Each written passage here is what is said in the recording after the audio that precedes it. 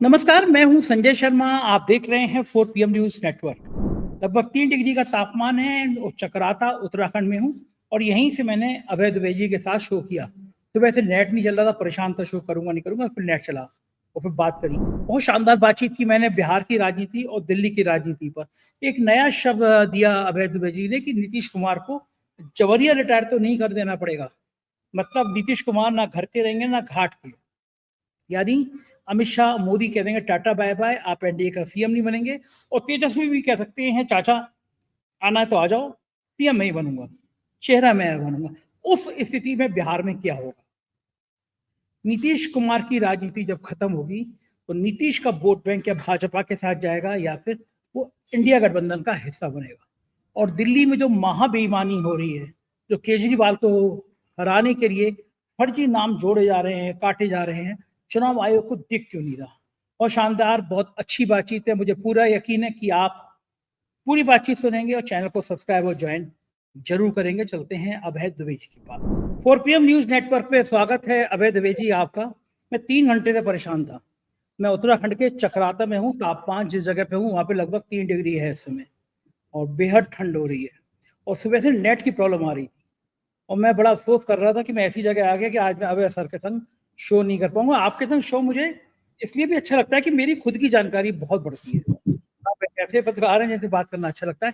और ये चक्राता पहली जगह देखी मैंने अपने जीवन में हिंदुस्तान में जहां मैं घूमा हूँ, उसमें पहली जगह है कि वहां बोर्ड लगा हुआ था कि यहाँ पे विदेशियों का आना मना है। तो मैं बड़ा हैरान था। फिर मैं जब आया रात में यहाँ, पहले मैंने सारी यहाँ पे जानकारियां जुटाई कि क्यों मना है। एक लंबी स्टोरी है, मैं चक्राता के ऊपर अलग से बोलूंगा, लेकिन आप तो यहाँ पे आपने बताया कि आप भी आ चुके हैं, बहुत सुंदर जगह है। तो मैं बड़ा परेशान था सुबह से कि मैं शो कर पाऊंगा नहीं कर पाऊंगा। अंततः नेट ठीक हुआ तो मैं कहा सबसे पहले आप शो कर लूँ फिर चला जाए। आप तो आए हैं ना चक्राता अभय जी? जी जी संजय जी, लेकिन भले ही चक्राता में सर्दी बहुत ज्यादा हो, 3 डिग्री हो, लेकिन आपको शो करने से कौन रोक सकता है? मेरे ख्याल से कोई नहीं रोक सकता। आपने पिछले, मेरे ख्याल से जब से मेरे साथ आपका संपर्क हुआ है और हम लोगों ने नियमित रूप से कार्यक्रम देने शुरू किए हैं, शायद पिछले साल अगस्त में, पिछले साल अगस्त से शुरू किया है, तो तब से मैं देख रहा हूं कि 4 PM की सब्सक्राइबरशिप और उसकी व्यूअरशिप, यानी उसके दर्शक और उसके सब्सक्राइबर, ये लगातार एक ही रफ्तार से बढ़ रहे हैं। और ये प्रगति मेरे ख्याल से आश्चर्यजनक है। मैं इसके लिए आपको विशेष रूप से बधाई देना चाहता हूँ। मेरी बधाई से हो सकता है इस सर्दी में आपको थोड़ी गर्माहट का एहसास हो। लग हाँ, रही है। जब अभी मैं आंकड़े देख रहा था तो आपके तो 67,70,000 से ज्यादा सब्सक्राइबर हो गए हैं। बताइए, जी जी। एक खबरिया चैनल में जिसमें हम लोग रोज राजनीतिक विश्लेषण करते हैं, जो उस तरह से एक मनोरंजन नहीं है, वहां पर इतने सब्सक्राइबर हो जाना और करीब 12.5 करोड़ से ज्यादा आपकी व्यूअरशिप है, आपके दर्शक हैं, 1.25 साल से मुतवातिर आप नंबर 1 पे हैं, ये एक अभूतपूर्व उपलब्धि है। मेरी बधाई स्वीकार करें। और मुझे थैंक यू यकीन सर। है कि चक्राता में भी आपको इस कामयाबी की बात ज्यादा सर्दी नहीं लग रही होगी। नहीं सर, बिल्कुल आपका आशीर्वाद है सर। और मैं बहुत बहुत आभार हूँ क्योंकि आपका शो भी बड़ा हिट है और मेरी पूरी टीम इसकी बधाई की पात्र है। बहुत मेहनत करते हैं सबके सब लोग। जी और जी मजे बात, चक्राता में जब मैं आया तो ये उत्तरायण बहुत सुंदर रिजॉर्ट है। तो इसके जो मालिक थे उनके भाई जैसे ही मैं सामने आया बोला, अरे हम तो 2 साल से 4 PM सुन रहे थे, हमें अंदाजा ही नहीं हाँ। था कि आप भी यहाँ पे किसी दिन आ जाएंगे। तो नहीं, मैं हैरान कितनी जो नहीं, दूर आपके आया। प्रशंसक सब जगह हैं संजय जी, आपके प्रशंसक सब जगह हैं। बस सर आपका आशीर्वाद है, सब ईश्वर की कृपा है। ये दर्शक जो हैं यही मेरी आत्मा है। शुरू करता हूँ सर आज का प्रोग्राम। सबसे पहले जो जी। सरगर्मी है वो बिहार को लेकर है। पता नहीं नीतीश कुमार को क्या हो गया है। वहां पे 2-3 बड़ी खबरें हैं कि नौजवान गुस्से में है। ठंड के दिनों में वहां पे नौजवानों पे लाठियां पड़ रही हैं, वहां पे पानी की बौछारें हो रही हैं। मैं ये हम्म। समझ नहीं पाता कि ये सरकार जो है, ये सरकारें चाहती क्या है? ये नौजवान जो अपना हक मांग रहे हैं, परीक्षाओं को लेकर हक मांग रहे हैं, नौकरियों को लेकर हक मांग रहे हैं, इस तरह उन पर लाठियां, ठंड में पानी की बौछारें। एक बीच में प्रशांत किशोर का भी एक वीडियो वायरल हो रहा है। वो आए स्टूडेंट ने कुछ कह दिया तो प्रशांत तुरंत बदतमीजी कर रहे हैं उनसे कि अभी मैंने तुम्हें कंबल दिया था कुछ दिन पहले, तो तुम मुझसे अकड़ रहे हो। तो लोगों ने कहा कंबल देके एहसान किया, हमें धमकाने आए हो। तो बिहार के नेता, बिहार की राजनीति इतनी अच्छी हुआ करती थी, बिहार का मूवमेंट, कितने बड़े लोग निकले हैं बिहार से। अब पता नहीं बिहार में क्या हो गया। और नीतीश कुमार जिस तरह दिल्ली आए हैं और जिस तरह से गतिविधियां, सूचनाएं आ रही हैं, बिहार में लगता है कोई बहुत बड़ा खेल होने वाला है। क्या लगता है आपको, क्या हो सकता है बिहार में? देखिए, जो जिस घटना के बारे में आपने जिक्र किया है, हम सब लोग उस घटना पर निगाह रखे हुए हैं। देखिए किस तरफ पानी मरता है और सरकार नौजवानों की समस्याओं को किस तरीके से निपटाती है, या ये एक लगातार लड़ाई अभी और भी आगे बढ़ती है, ये देखने की बात है। मैं आप इस मामले में आपकी भावनाओं के साथ हूँ कि सरकार को जिस तत्परता के साथ में इस मुद्दे को संबोधित करना चाहिए था, सरकार ने नहीं किया। अच्छा, अब नीतीश कुमार को खुद भी याद नहीं होगा कि वो कितने दिनों से बिहार के मुख्यमंत्री हैं। शायद भारतीय जनता पार्टी को याद होगा कितने दिनों से बिहार के मुख्यमंत्री हैं, और तेजस्वी यादव को भी याद होगा कि कितने दिनों से बिहार के मुख्यमंत्री हैं, क्योंकि कभी तेजस्वी यादव की पार्टी ने उनको मुख्यमंत्री बनाया है और कभी भारतीय जनता पार्टी ने उनको मुख्यमंत्री बनाया है। तो नीतीश कुमार एक खास तरह के मुख्यमंत्री हैं। वो जब महागठबंधन में होते हैं तब वो तेजस्वी यादव की मजबूरी, लालू यादव की मजबूरी होते हैं, और जब वो एनडीए में होते हैं तब वो भारतीय जनता पार्टी की मजबूरी होते हैं। मुझे लगता है कि इस वक्त अमित शाह और नीतीश कुमार के बीच में जो भी चल रहा है ऊपर से, अभी भी नीतीश कुमार आज की तारीख में भी भारतीय जनता पार्टी की मजबूरी बने हुए हैं, क्योंकि और उस वक्त तक वो मजबूरी बने रहेंगे जब तक नरेंद्र मोदी को व्यक्तिगत रूप से इस बात पर पूरी तरह यकीन नहीं हो जाता कि विधानसभा चुनाव में नहीं, लोकसभा चुनाव में बिना नीतीश कुमार के वो बिहार को जीत सकते हैं। दरअसल लोकसभा चुनाव में बिहार को जीता जा सके, इसलिए विधानसभा में भारतीय जनता पार्टी अपनी दावेदारी छोड़ने के लिए नरेंद्र मोदी के दबाव में हर बार मजबूर हो जाती है, और इस बात को नीतीश कुमार अच्छी तरह समझते हैं कि बिहार भाजपा के आला कमान में उनके पक्के समर्थक अगर कोई है तो नरेंद्र मोदी है। इसीलिए मैं बार बार कहता हूं कि मंचों पर नीतीश कुमार जो नरेंद्र मोदी का पैर छूने का उपक्रम करते हैं ना, पैर छूते हुए नजर आते हैं, फिर छूने की कोशिश करते हुए नजर आते हैं, इसके पीछे यही एक कारण है, क्योंकि नीतीश कुमार को पता है कि जिस दिन नरेंद्र मोदी ने सोच लिया कि अब नीतीश कुमार को मुख्यमंत्री नहीं रहना है, और जो भी फिर भाजपा का हश्र हो, भाजपा चुनाव जीतती है हारती है, लेकिन एक बार अगर वो एक रणनीतिगत निर्णय ले लेते हैं कि अब भाई बहुत हो गया, हम अकेले ही चुनाव लड़ना है, तो उसमें नीतीश कुमार की छुट्टी हो जाएगी, और फिर उसके बाद नीतीश कुमार को फिर से पलटी मारनी होगी। आपने अभी देखा होगा एबीपी चैनल के ऊपर तेजस्वी यादव का एक इंटरव्यू आया था। तेजस्वी यादव के इंटरव्यू में संवाददाता ने उनसे पूछा कि क्या अगर मौका पड़े तो आप नीतीश कुमार को माफ करके उनके साथ फिर से सरकार बनाने के लिए तैयार हैं? तेजस्वी यादव ने कहा नहीं, अब इसका कोई सवाल नहीं पैदा होता, वो थक चुके हैं, उन पर अब मुख्यमंत्रित्व जो है वो नहीं संभल रहा है, उनके नाम पर भाजपा हुकूमत कर रही है। तेजस्वी यादव कहना था कि उनके नाम पर भाजपा हुकूमत कर रही है, और हम यहाँ पर अब बहुत ज्यादा किसी के लिए कोई बिहार में गुंजाइश छोड़ने वाले नहीं है। अगर हम बिहार में गुंजाइश छोड़ देंगे तो हम राजनीति फिर करेंगे क्या?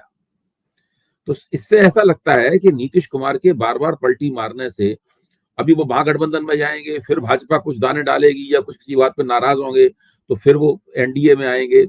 तो मुझे लगता है कि अगर वो इस बार एनडीए से निकले या निकाले गए तो फिर उनके लिए राजनीति की सड़क जो है वो उसके अंतिम छोर पर वो पहुंच जाएंगे, ऐसा मुझे लगता है। लेकिन अभी आज की तारीख से जो संकेत आ रहे हैं उससे मुझे यकीन नहीं है कि नरेंद्र मोदी ने ये तय कर लिया है कि नीतीश कुमार से छुटकारा प्राप्त करना है। अच्छा, ये एक बताइए मुझे, बार बार पलटी मारने के बाद उनका नाम भी पलटू राम रखा, और लेकिन जो संकेत बीजेपी की तरफ से आए हैं, डिप्टी सीएम बीजेपी के हैं, उन्होंने कह दिया कि हमारा सपना तब पूरा होगा जब बिहार में भारतीय जनता पार्टी की सरकार बनेगी। नीतीश कुमार राजनीति के बच्चे तो है नहीं, उन्होंने देखा कि महाराष्ट्र में शिंदे का हाल क्या हुआ, किस तरह बीजेपी ने साथ रखा, और फिर बाद में पलटी मारती, शिंदे कहीं के नहीं रहे, डिप्टी सीएम बने हैं, बड़ा गड़गड़ाते रहे, गृह मंत्रालय नहीं मिला। अब शिंदे की पार्टी पे निगाह है कि पार्टी को कैसे तोड़ें, उनके एमपी कैसे लें। तो ये जो बयान है कि हम बीजेपी चाहती है कि अकेले राज्य में बिहार में सरकार बने भाजपा की, नीतीश कुमार को समझ में आता रहा होगा कि खैर उनकी भी नहीं है, बकरे की माँ कब तक खैर मनाएगी। नीतीश कुमार को पता है कि भाजपा की महत्वाकांक्षा क्या है। आपकी ये बात सही है, नीतीश कुमार को पता है कि बिहार भाजपा की महत्वाकांक्षा क्या है। बिहार भाजपा की महत्वाकांक्षा है अकेले दम पर बिहार में सरकार बनाना और नीतीश कुमार से पूरी तरीके से पल्ला छुड़ा लेना, ये उसकी महत्वाकांक्षा है। इसी महत्वाकांक्षा के चलते एक बार पहले भाजपा नीतीश और तेजस्वी के गठबंधन का 2015 में सामना करके पछता भी चुकी है। बुरी तरीके से चुनाव हार गई थी और अमित शाह की तमाम कोशिशों के बावजूद वो चुनाव नहीं जीत पाई थी। और खासी भाजपा की बिहार में भाजपा की पराजय से एक तरह से नरेंद्र मोदी के नेतृत्व पर भी सवालिया निशान लग गया था।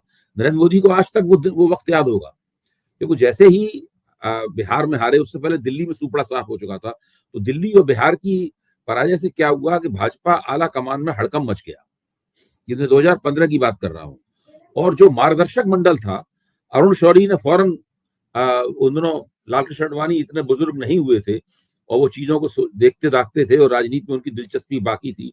वो फौरन यशवंत सिन्हा को उन्होंने जोड़ा, लालकृष्ण आडवाणी के पास गए, मुरली मनोहर जोशी से संपर्क किया और देखते देखते उन्होंने एक खत ड्राफ्ट किया अरुण शौरी ने, और वो खत जो है वो नरेंद्र मोदी को और भाजपा को भेजा गया।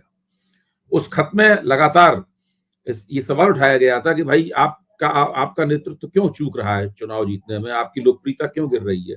इससे नरेंद्र मोदी के खेमे में हड़कंप मच गया था। वो अभी तक नरेंद्र मोदी को याद है। तो नरेंद्र मोदी दोबारा उस घटना की पुनरावृत्ति नहीं चाहते। वो नहीं चाहते कि दिल्ली में चुनाव जीतने की कोई गारंटी नहीं है, दिल्ली में भाजपा चुनाव जीत पाएगी इसकी कोई गारंटी नहीं है। ये हो सकता है कि थोड़ी सी आम आदमी पार्टी की सीटें कम कर दे, लेकिन चुनाव जीतने की अभी दूर दूर तक कोई संभावना नहीं दिखाई पड़ रही। गारंटी तो आप छोड़ ही दीजिए। फिर बिहार में भी अगर कहीं किसी तरीके से हार हो जाती है, तब फिर बहुत मुश्किल होगी नरेंद्र मोदी के लिए, भारतीय जनता पार्टी के लिए हर तरह से मुश्किल होगी।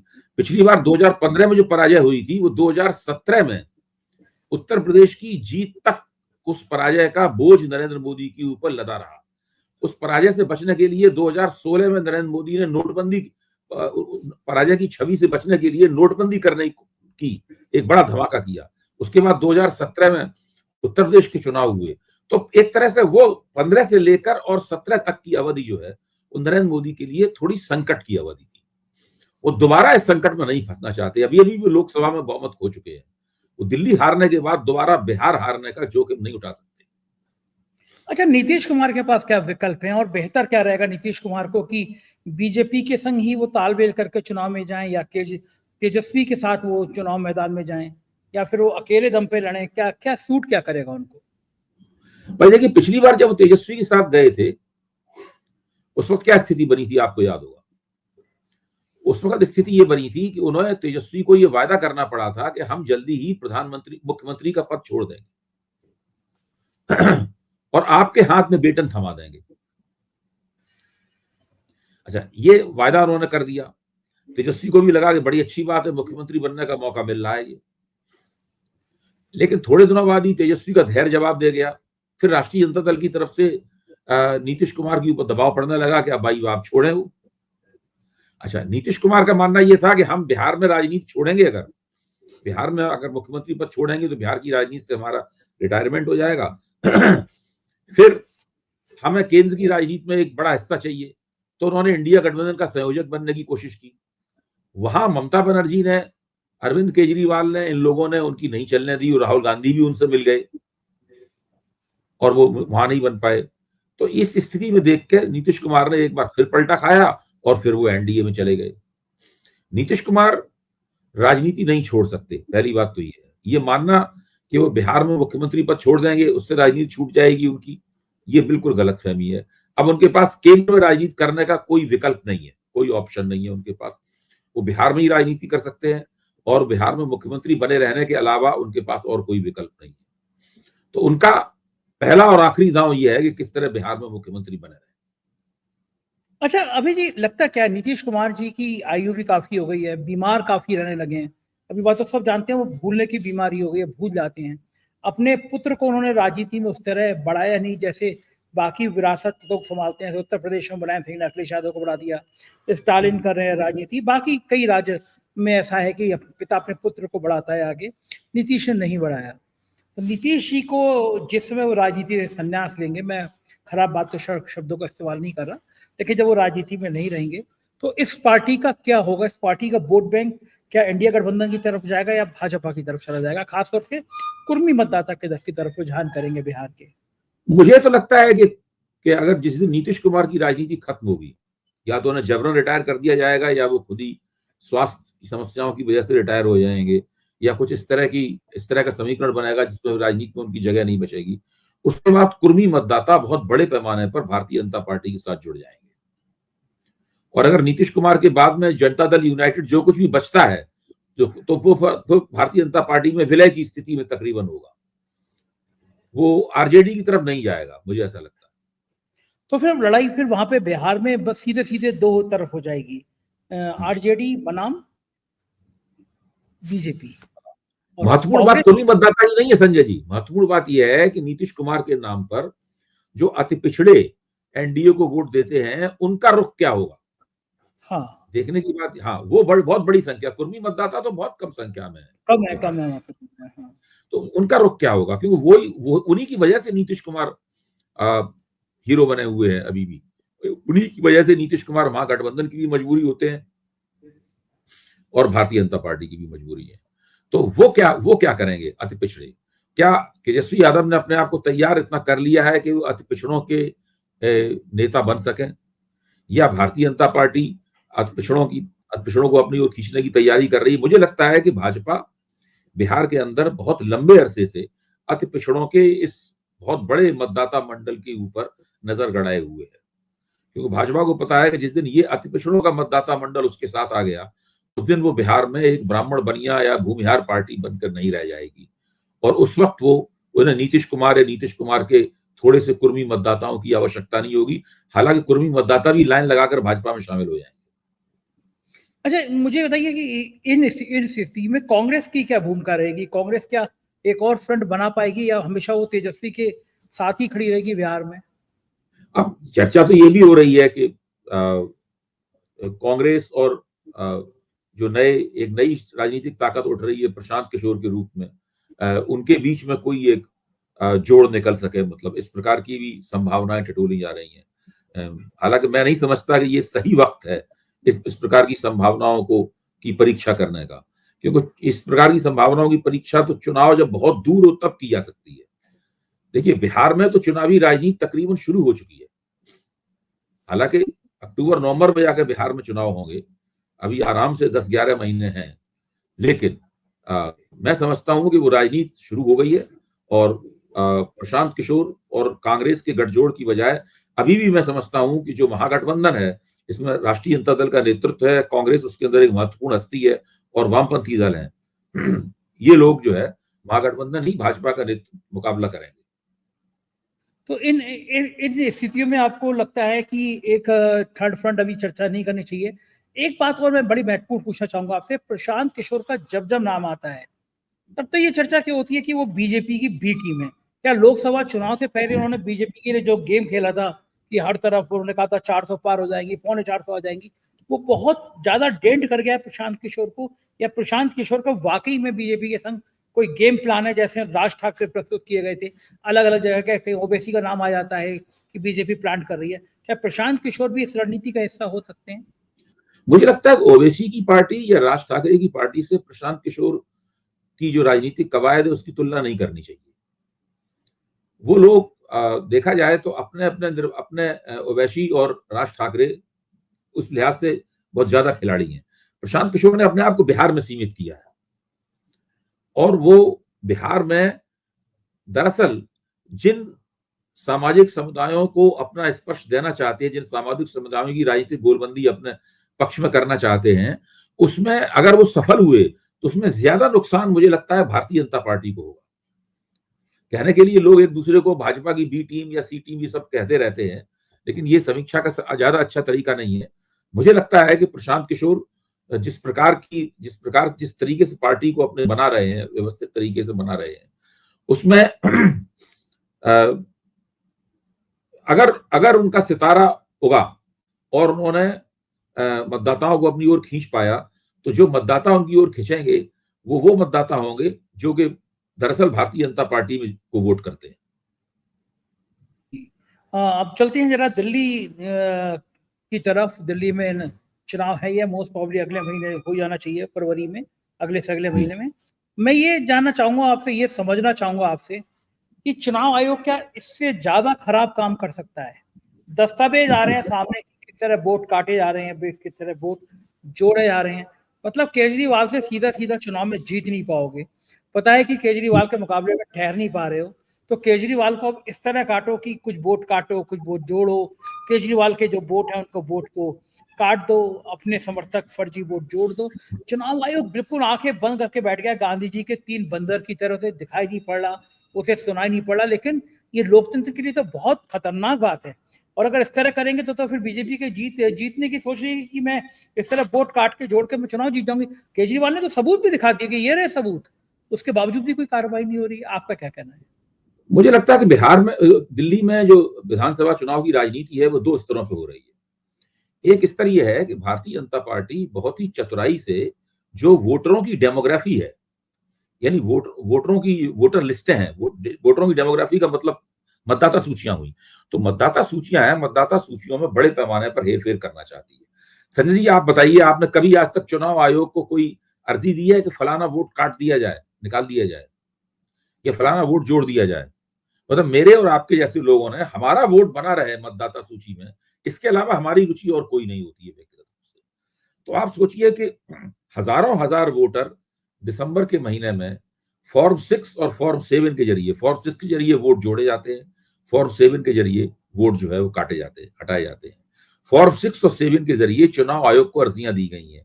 अब आप देखिए कि 29 अक्टूबर से 15 दिसंबर तक केवल नई दिल्ली निर्वाचन क्षेत्र में 2776 वोट जोड़ने की अर्जी दी जा चुकी थी।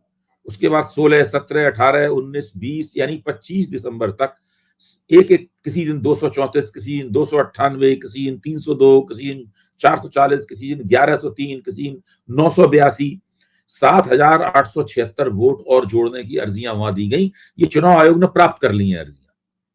चुनाव आयोग ने अभी ये नहीं बताया है कि उसने किस आधार पर इनको वोटों को जोड़ेगा या नहीं जोड़ेगा। इसी तरीके से वोटों के घटाने की भी अर्जियां दी गई हैं, उनकी भी पूरी सूची और तालिका मेरे पास है। करीबन 6,500 वोट काटने की अर्जियां दी गई हैं। देखिए, एक वोट के लिए एक फॉर्म भर के देना पड़ता है आपको। जाहिर है कोई व्यक्ति नहीं कर सकता। ये तो बाकायदा एक संस्था द्वारा नियोजित प्रयास हो रहा है। वो कौन सी संस्था है? भाजपा कहती है भाई हम नहीं कर रहे, तो कौन कर रहा है? ये नियोजित प्रयास हो रहा है कि मतदाता सूचियों में से कुछ वोट निकाले जाए और कुछ वोट जोड़े जाए। देखिए, हम लोग जानते हैं कि वोट काटने जोड़ने का क्या असर पड़ता है। अब फर्रुखाबाद है उत्तर प्रदेश में, फर्रुखाबाद में भाजपा का उम्मीदवार कितने वोटों से जीता था? मेरे ख्याल से 2900 वोटों से जीता था। हाँ, और 22,000 वोट काट दिए गए थे, मतदाता सूची से निकाल दिए गए थे। अगर वो 22,000 वोट न निकाले जाते तो भाजपा उम्मीदवार 2900 वोटों से नहीं जीतता, बल्कि 19,000 वोटों से हार जाता। तो ये स्थिति दिल्ली में हो रही। तो एक तो स्तर ये है कि जो वोटरों की डेमोग्राफी है उसको बदला जा रहा है। दूसरी तरफ क्या है कि भारतीय जनता पार्टी और कांग्रेस दोनों ने लेफ्टिनेंट गवर्नर को अपना नेता मान लिया है। न कांग्रेस के पास कोई चेहरा है और न ही भाजपा के पास चेहरा है। उन दोनों की राजनीति है क्या? लेफ्टिनेंट गवर्नर के पास जाना, आम आदमी पार्टी की शिकायत करना, अरविंद केजरीवाल की शिकायत करना, भाई पुलिस में जांच करवा दीजिए, पुलिस में एफआईआर लिखवा दीजिए, ये सीबीआई को मामला भिजवा दीजिए, ये ईडी को मामला भिजवा दीजिए। भाजपा तो विपक्ष की पार्टी के तौर पर पिछले 5 साल से यही कर रही है और वही रवैया अब कांग्रेस ने अख्तियार कर लिया है। लगभग सभी समीक्षक इस बात पे एक मत है, चाहे वो नीरजा चौधरी हो, चाहे आशुतोष हो, कोई भी हो, सभी समीक्षक इस बात पर लगभग एक मत है कि कांग्रेस के दिल्ली नेतृत्व ने, जो अजय माकन के हाथों में है, और कांग्रेस के पंजाब नेतृत्व ने, जो प्रताप सिंह बाजवा के हाथों में है, कांग्रेस आला कमान को यह समझा दिया है कि अगर दिल्ली में आम आदमी पार्टी हार जाए तो उसकी राजनीति का जो बुनियादी लॉन्चिंग पैड है वो नष्ट हो जाएगा। उससे कांग्रेस को पंजाब में रिकवरी करने में मदद मिलेगी। तो वो ये भी मानने के लिए तैयार हो गए हैं कि अगर भाजपा के साथ मिलने की बदनामी उठानी पड़े तो उठा ली जाए, कोई दिक्कत नहीं। भाजपा हमारा मुख्य दुश्मन नहीं है, कांग्रेस का मानना है। आम आदमी पार्टी हमारा मुख्य दुश्मन है, इसको पहले निपटा दिया जाए, बाद में देखा जाएगा जो होगा तो देखा जाएगा। क्या खतरनाक बात है। मतलब कांग्रेस और भारतीय जनता पार्टी दोनों की दुश्मन आम आदमी पार्टी है। हाँ, देखिए, आम आदमी पार्टी अगर दिल्ली में हार जाएगी तो उसका मनोबल टूटेगा, उसका केंद्र कमजोर होगा, फिर वो पंजाब में भी उसको हराना आसान हो जाएगा। ऐसा इसके पीछे ये थीसिस, इसके पीछे ये है। मैं समझता हूं कमजोर थीसिस है ये। इससे कांग्रेस को दूरगामी दृष्टि से बहुत नुकसान होने वाला है। ये कांग्रेस के अंदर बैठ के कौन सोच रहा होगा ये बात की आम आदमी पार्टी को मालूम नहीं, लेकिन कांग्रेस का आला कमान ये होने दे रहा है, इसलिए ये अंदाजा लगाया जा रहा है भाई कांग्रेस का आला कमान ये होने, भाई ये तो एलजी किसके अपॉइंटेड है? एलजी तो भाजपा के आदमी है, सब लोग जानते हैं। ठीक बात है। फिर कांग्रेस को उनके इतना भरोसा क्यों है? संदीप दीक्षित एलजी के सामने अर्जी लेके क्यों खड़े हुए? हाँ सही बात है, बिल्कुल सही बात है। एक आखिरी सवाल जो बिहार के संदर्भ में हम जो बात कर रहे थे उसमें आपने कहा कि नीतीश कुमार को जवरिया रिटायर ना कर दिया गया, तो इस जवरिया रिटायर का मतलब क्या है? मैं उस समय भी सबसे सोच रहा हूँ, आपने ये जो शब्द का आपके मुंह से शब्द निकलते हैं तो उसकी बड़ा अर्थ होता है। देखिए जवरिया रिटायर का ये मतलब है कि उनसे कह दिया जाए कि जैसा कि अमित शाह के वक्तव्य से उनको झटका भी लगा है, उनसे कह दिया जाए कि इस बार आप एनडीए के चेहरे नहीं होंगे मुख्यमंत्री के तौर पे, आपके नेतृत्व पे हम चुनाव नहीं लड़ेंगे। उसके बाद में वो तुरंत पलटी मारने की कोशिश करेंगे। वहां पर तेजस्वी उनसे ये कह दें कि आपको अगर हमारे साथ आना है तो आइए, आपका स्वागत है, लेकिन मुख्यमंत्री का चेहरा मैं होऊंगा, गठबंधन का आप नहीं होंगे। आपको हमारा समर्थन करना है, कीजिए। वो नीतीश कुमार के लिए जवरिया रिटायर होने की स्थिति होगी। कहीं पे भी नहीं एंट्री मिलेगी। अभी दोनों तरफ की मजबूरी है ना, तब पहली बार ऐसा होगा कि दोनों में से कोई भी उन्हें अपनी मजबूरी मानने से इनकार कर देगा। मैं तो ये सोच रहा हूँ कि ये नीतीश कुमार के जीवन की भी राजनीतिक पारी का अंत है, मतलब लगभग और 2-3 साल जो उम्र है उनकी, जिस तरह वो बीमार हो रहे हैं। नरेंद्र मोदी जी की भी जीवन का अंतिम पारी है, 75-76 साल के हो रहे हैं वो, तो और 2-3 साल। ये सारे कष्ट बुढ़ापे में क्यों आ रहे हैं? अब बार बार नरेंद्र मोदी के सामने संजय जोशी का नाम चला दिया जाता है, बार बार नीतीश के सामने कह दिया जाता है तुम जवरिया रिटायर होंगे। जो बुढ़ापे का अंतिम समय बड़ा सुख में होना चाहिए, ये जीवन का अंतिम समय, ये कष्ट आखिर में क्यों आ रहे हैं इन दोनों नेताओं के पास में? भाई आपके मन में भी तो वैराग्य है। भाई सवाल यह है कि जो बुजुर्ग हो रहे हैं, नरेंद्र मोदी बुजुर्ग हो रहे हैं, नीतीश कुमार बुजुर्ग हो रहे हैं, दोनों में काफी गहरी क्षमता है। अच्छा, लेकिन दोनों की विशेषता यह है कि दोनों के मन से वैराग्य बिल्कुल दूर है। आपको याद होगा कि 2024 के लोकसभा चुनाव के करीब साल भर पहले नरेंद्र मोदी से एक इंटरव्यू में पूछा गया था कि भाई अब तो आप 10 साल रह लिए प्रधानमंत्री, और इससे ज्यादा क्या हासिल करेंगे आप? क्या जवाब दिया था नरेंद्र मोदी ने कहा था मैं अलग धातु का बना हुआ हूं। अभी मैं और याद है आपको ये पूरा वक्त, मैं अलग धातु का बना हुआ हूं। अभी मैं और चुनाव लड़ूंगा।